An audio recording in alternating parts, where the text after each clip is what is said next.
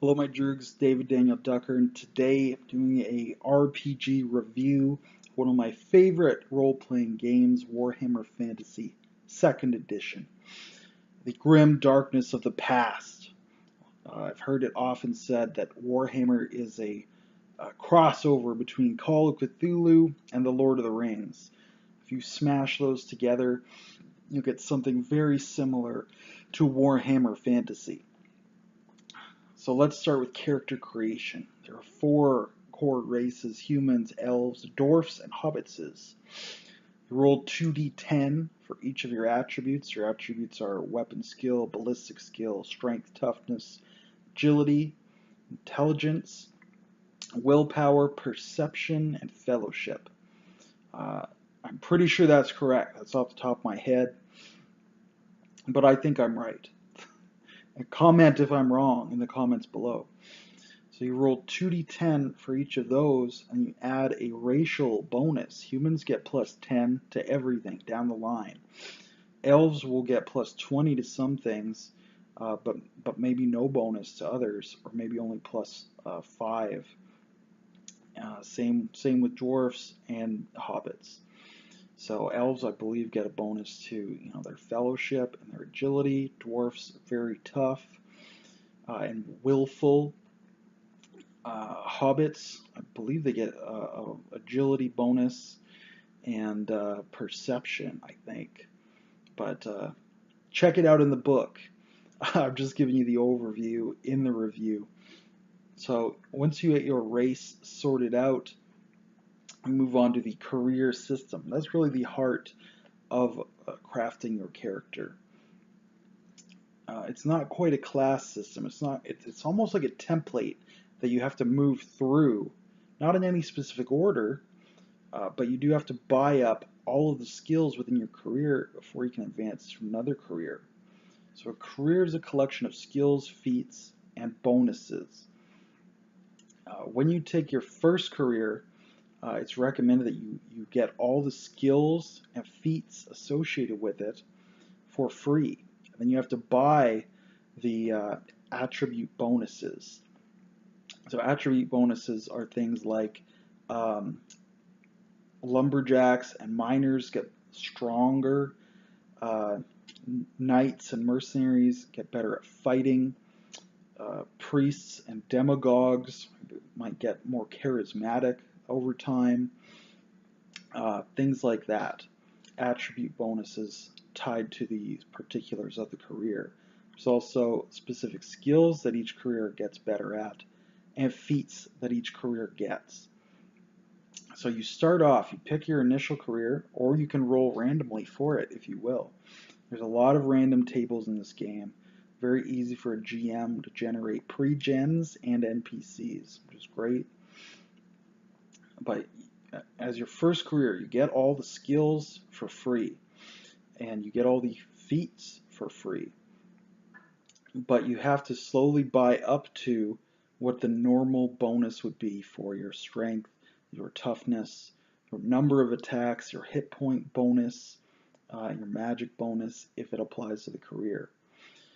So once you've completed that, once you've bought all of those attributes up through the course of play and gaining XP, every career has a recommended exit careers. For example, squire can become a knight. An initiate can become a priest. The magician's apprentice becomes a magician, etc., etc. And they're usually related in some way. Like the thief can become a tomb robber. Usually, each career has 4 possible exits. And all of these careers, there's about 150 of them, I believe, in the core book. And so they all form this dense web. Each one links out to 4 others. And they form this amazing web of possibility. Now, if you want to advance to a career other than a recommended one, that's fine. You just pay a little more XP to do so. By the same token, if you want to buy up a skill, an attribute, or a feat that's not covered in your current career, you can. You just have to pay a little more XP. So it's cheaper to just buy up what your career is providing you with. And you cannot exit the career until you've bought everything on that career's list. And some of them are going to be either or as well. Like the entertainer might have singing or acting or storytelling. You have to buy one of those, but not all of them. And it'll specify inside the career. So like I said, your first career, you get the skills and feats for free. You have to buy the attributes up before you advance to your next career. So pick one of the four. Sometimes there's more, sometimes there's less, but four is the average. Pick one of those four other careers that you want to branch into. And with the new career, you get all the attribute bonuses for free. The strength, the hit points, the attacks, the magic dice, whatever it is. But you have to then, through the course of play, spend your XP on the skills and feats of your second, third, fourth, however many careers you get over the course of play in the character's life. Obviously, you can homebrew this, you can modify it quite a bit. For pre-gens, I usually just give them everything in a career right off the bat, as if they're ready for a second career. If it's a difficult adventure, give them 2 careers and let them have everything in both. Now, the way they stack usually is Gestalt style, or Gestalt style, depending on pronunciation. Where, for example, if one career gives plus 10% to fighting, another career gives plus 10% to fighting, they don't add up to 20. They don't stack. Now, you can buy them higher than that, but like I said, it costs more XP to do so. So a knight and a mercenary, I think they both give plus 10% to fighting, to weapon skill. But if you take both, you're only going to have plus 10% for free, at least. You can buy more beyond that. And it is a percentile system, so whatever your stat is, that's the percentage you generally have to succeed in those tests. If your strength is 50, you have a 50% chance of succeeding at strength tests. If your sailing skill is 25, you have a 25% chance of succeeding in sailing tests, generally speaking. Yeah, you may get modifiers plus 10%, minus 10%. Untrained, you roll against half of your attribute, typically. Not always, but typically. So if you're not skilled in sneaking, you can use your agility instead, but you roll against half. So if your agility is 40 and you don't know how to sneak, you roll against 20. So you have a 20% chance to succeed in sneaking if you're untrained, but if you have that 40% agility. So that's a brief core mechanic overview. The combat is very simple. You roll fighting. Your opponent has the option to attempt to dodge or parry. They can do each of those once per combat round, not per turn, but per round. You can only parry if you have something to parry with. You can always dodge once per round, not per turn. And there are feats that give you more parries and more dodges, of course. But basically, your opponent, he'll roll against his stat. He says, okay, I rolled 80, my fighting is only 60, so I hit you. And then they can say, no, I use my dodge. And then they roll their agility. If they succeed on that, they have dodged successfully. I really like it because you're rolling against yourself rather than a target number. It's fast. You can roll without the GM even paying much attention. It's easy for the GM. It's easy for the player. Love the core mechanic. Most of the weapons do a D10 damage. Your hit points always going to be pretty low. So D10 is pretty lethal. Armor acts as damage reduction. You hit 0 hit points. I believe the default is you die at 0. Easy to homebrew it that you go unconscious instead. That way you can get more pulp action style, get captured rather than killed. Now, of course, Warhammer is grim and dark. They want you to die. It's horrific and brutal. That's part of the charm and flavor of the system. So there's a large variety of feats, quite a solid skill list. No complaints about the skill list. The magic system to me is where it really shines. You get a certain number of magic dice. Each spell has a target number. So if the target number is 5, maybe you'll say, okay, I'm only going to roll 1 magic die. It's a d10. So I probably will succeed on hitting a 5 with just 1 dice. And the reason you don't want to roll all of your potential magic dice is you invoke perils if you fail. So if you're only rolling 1 die and you roll a 1, you get a minor peril. Now the spell may still succeed if the target number is only 1, unlikely but possible. But some kind of peril happens. And these minor perils, when it's only 1 die, are not that bad. An icy chill, a ghostly scream, a fetid mist, some evocation in your area that is really creepy, and they have this long list of creepy effects that you can roll randomly on, or the GM can make up his own. Now, if you're casting a more powerful spell, maybe the target number is 10, you say, okay, I'm going to roll 2 dice. So now you only invoke perils if the 2 numbers match each other. If you roll 2 3s, 2 4s, 2 of anything, and that's a medium peril. And medium perils can be things like you're stunned, you lose an action, you lose a turn, things that actually will have some kind of effect that's undesirable.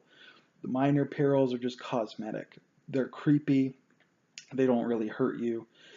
Medium perils, they can deal damage to you or your allies. They can create weird things in the environment that are creepy and disadvantageous.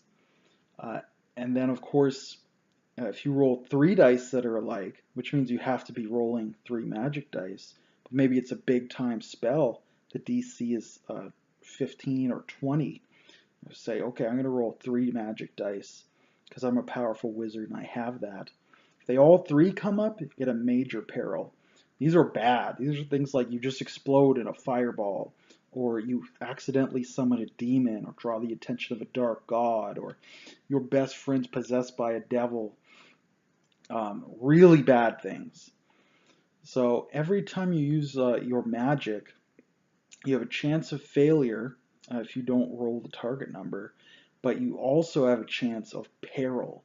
The more powerful the spell, the worse the peril is, as you attract the attention of things you don't want to notice you from the other realm, which they call the immaterium, and that's where magic comes from, and it's where demons live. So that's hell, basically. Although they call it the immaterium. So the magic system's the saving grace of the system. It's beautiful. I love it. You never want to use your powers because you know how bad it could be if you mess up. And it makes every roll very suspenseful.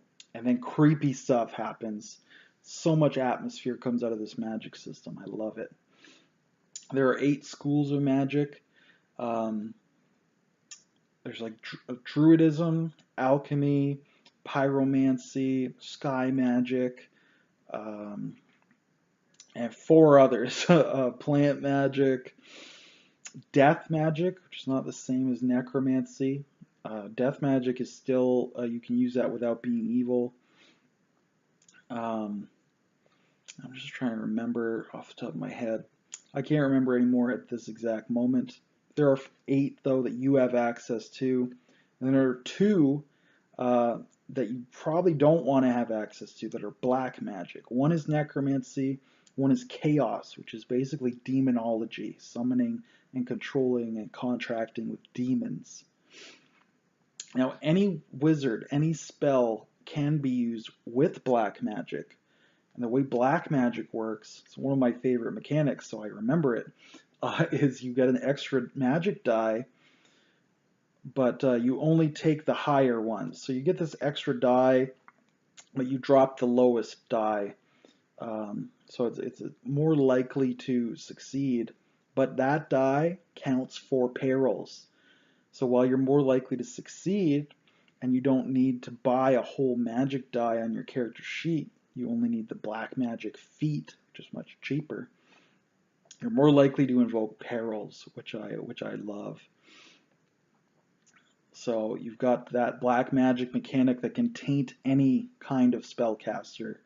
Plus you got the 2 schools of black magic that are dedicated to it. There's also a collection of spells any wizard can use. It's called low magic or lesser magic. I believe that involves a magic missile and a weak healing spell, and several other very basic utility spells. But for the most part, each spell is specific to their school. So only a pyromancer can throw a fireball.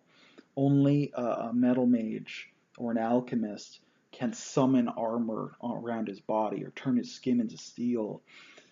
Only a beast mage can turn into a bear and maul you. So there's a lot of niche protection there. You don't have a generalist, universalist wizard, because that's boring. We have more flavor than that. And each school also has its own philosophy and history. You know, the pyromancers are angry battle wizards that are going to put a beat down on you. The beast mages reject civilization. They want to live in the woods and become an animal. And that's not necessarily an evil thing, but it's an uncivilized thing. They're very chaotic. The metal mages are like the opposite of that, where, you know, the alchemists, they want to build and sculpt and shape, and they're all about society and industry and pollution and good stuff like that. So you have 8 schools, all with their own philosophies, all with their own spells. So I love that. The core book also has 8 gods who similarly have their own niches, their own unique spells, and then shared prayers that all the gods will give you. Theurgy, miracles, praying to the gods for spells, works very similarly, but the perils are lessened. And you typically have fewer magic dice, and the DC for the spells is lower, because they tend to be a little weaker as well. So it's weak but safe. That's theurgy, that's what the priests have. The mages are powerful but very dangerous to use their powers. And some of the priests are pretty badass. You know, the god of war, Myrmidia, she will kick your booty. You don't want to mess around with Myrmidia. Whereas the white mage, he can heal you better than a lot of priests can. So there's not that you know, that niche between arcane and divine magic. They function differently, but they can attain a lot of the same results. Beyond that is the setting. I don't know if I have time to fully review the setting, but in addition to all the great Tolkien stuff, the elves, orcs, and dwarfs, and hobbitses, they also have vampires, beastmen, and lizardmen. They've got a lot of different cultures, like a Greco-Roman area, a Spanish area, just a lot of really wonderful stuff in the setting, a lot of great lore. I especially love the beastmen and how you can be corrupted and turn into one. And the beastmen are, of course, centaurs, satyrs, minotaurs, harpies, all those great things from Greek mythology. And you could turn into one. And then a satyr can turn into a minotaur over time. And maybe from there turn into something even more grotesque and greater. So I love all that kind of mutagenic flavor that's oozing out of the beastmen. The setting also generally has a higher tech level than most Tolkien-esque works. There's a lot of arquebuses going around, armor's starting to drop off, you have rapiers becoming common. There's a great mix. You know, you have professional armies developing, but you still have knights. You have arquebusiers, but you will still have longbowmen.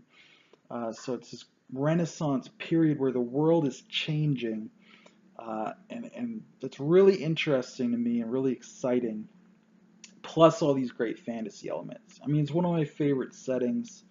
So deep, so rich, so dark, so brutal. I definitely recommend that you take a look at it. I give Warhammer 2nd Edition an A+ rating. It's right up there with Barbarians of Lemuria, Legend of the Five Rings, Hellfrost. It has a great setting. The mechanics are beautiful. Uh, can't recommend it highly enough. So in the comments below, what do you think? How do you rate it? What's your Warhammer story? What am I forgetting? What did I leave out? And until I see you again, good day and good gaming.